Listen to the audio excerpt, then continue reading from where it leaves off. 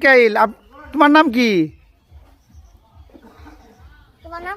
আমার নাম মিকাইল। তোমার নাম কি? নাম বলো। খাওয়া দাওয়া করছো? খাওয়া দাওয়া করছো? আগে বসতে বলবা না? বসবো? এখানে বসবো? একটু কথা বলো।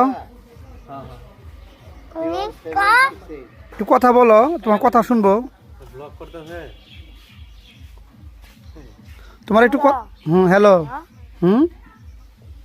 কথা বলো।